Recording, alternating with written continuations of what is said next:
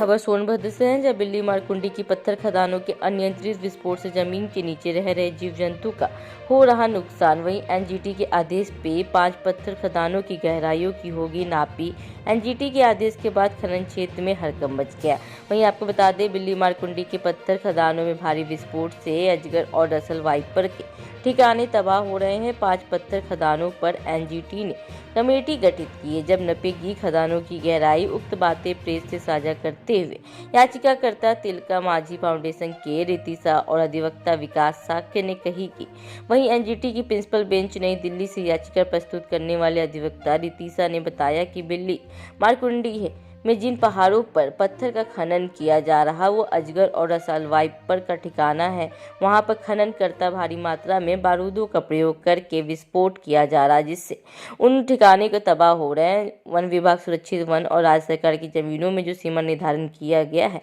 वह दोहरी लूट की छूट खननकर्ताओं को दे रही, जिससे पर्यावरण की भारी क्षति पहुंचाई जा रही। जिसके संबंध में याचिका अपने अधिवक्ता अभिषेक चौबे के माध्यम से प्रस्तुत किए हैं। खनन इलाका है, वहाँ पर जो पहाड़े हैं वन विभाग और राज्य सरकार के मिलजुलना नंबर थे। इन नंबरों का जो डिमार्केशन हुआ है, पहले से ही जो वनों से आच्छादित जो इलाके थे उसे खोद दिया गया था। बाद में डिमार्केशन के बाद जो पहाड़ियाँ जो खोद दी गई थी उसको बाद में सुरक्षित वन कर दिया गया और फिर जो पहाड़ी जो सुरक्षित वन में मौजूद था उसे राज्य सरकार को बता दिया गया। इस तरह से राज्य सरकार की लीज के नाम पर, उनके ज़मीनों के लीज के नाम पर पूरे के पूरे जो वहाँ वन संपदाएँ थे उसका जो खनन माफिया हैं उन्होंने पूर्ण रूप से वनों के अस्तित्व को समाप्त कर दिया। ऐसी स्थिति में जो इन पहाड़ों में रहने वाले अजगर और रसल वाइपर थे उनके सारे घरौंदे को नष्ट कर दिया गया और हैवी ब्लास्टिंग के कारण ये लगभग विलुप्त होने की स्थिति में चले। इसके संबंध में तिलका माझी फाउंडेशन के रितिशा जी के द्वारा सुप्रीम कोर्ट में एनजीटी में जो सुप्रीम कोर्ट का एक प्रिंसिपल बेंच जो ट्रिब्यूनल बेंच है वहाँ पर एक याचिका प्रस्तुत की गई है। उस याचिका पर न्यायालय ने गंभीरता लेते हुए 5 सदस्यीय टीम गठित की है और पूरे प्रकरण की जांच करने के लिए, जिसमें जो पर्यावरण एवं वन जलवायु परिवर्तन मंत्रालय के एक सदस्य सचिव होंगे केंद्र सरकार की तरफ से और केंद्रीय प्रदूषण नियंत्रण बोर्ड के सदस्य सचिव होंगे और यहाँ के स्थानीय जो प्रभागीय वनाधिकारी और जिलाधिकारी, इन लोगों की एक ज्वाइंट कमेटी होगी। उसका कोऑर्डिनेशन जिलाधिकारी सोनभद्र करेंगे और यह जांच आख्या 15 मई तक न्यायालय ने आहूत किया है। 1 सप्ताह पूर्व इनको जांच आख्या देनी है और 15 मई को पुनः इस याचिका पर सुनवाई होना है। इस याचिका को एनजीटी में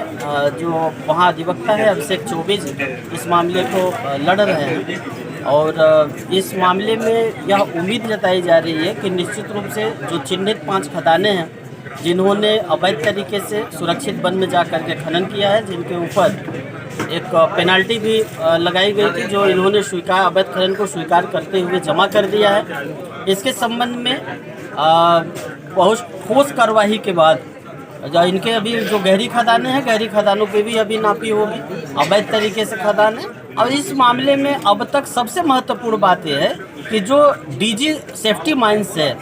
डीजी सेफ्टी माइंस को भी इस कमेटी में रखा गया है और डीजी सेफ्टी माइंस बताएं कि सोनभद्र की जो पहाड़ियों में जो इतनी गहरी खनन हुए हैं और जो वहाँ एक्सप्लोसिव यूज होता है उसके लिए उनकी क्या पॉलिसी है। तो यह मैं समझता हूँ कि सोनभद्र के इतिहास में एक बहुत बड़ा फैसला है और निश्चित रूप से मैं समझता हूँ कि ये जो अवैध खदानें जो चल रही थी जिनके संबंध में पिटीशन है वो बंद तो होंगे ही, साथ साथ इसके अलावा जो अन्य खदानें हैं जो इस तरह की अवैध खनन की गतिविधियों में संलिप्त है उनके खिलाफ भी जल्द कार्रवाई होगी और इस तरह के जो अवैध खनन करने वाली जितने भी खनन माफिया हैं उनके ऊपर नकेल कसा जाएगा और ये सारे अवैध खदानें बंद कर दी जाएगी। वनों से आच्छादित विभागों पर अवैध खनन के संबंध में मैंने एनजीटी में याचिका दायर की थी, जिसके दौरान हमारे अधिवक्ता अभिषेक चौबे ने बहस किया और बहस में हमारे जिलाधिकारी के द्वारा पालिका आदेश के अनुसार उन्होंने यह कहा कि यह साबित हुआ कि वहाँ पे अवैध खनन हो रहा है। अभी मैं फिलहाल माह जुलाई में 2023 में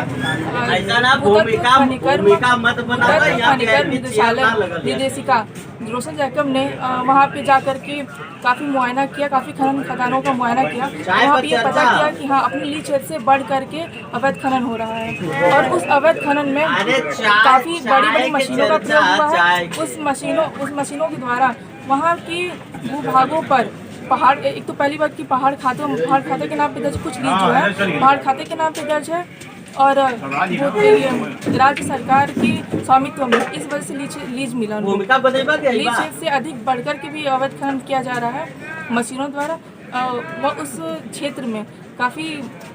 तरीके के सांप,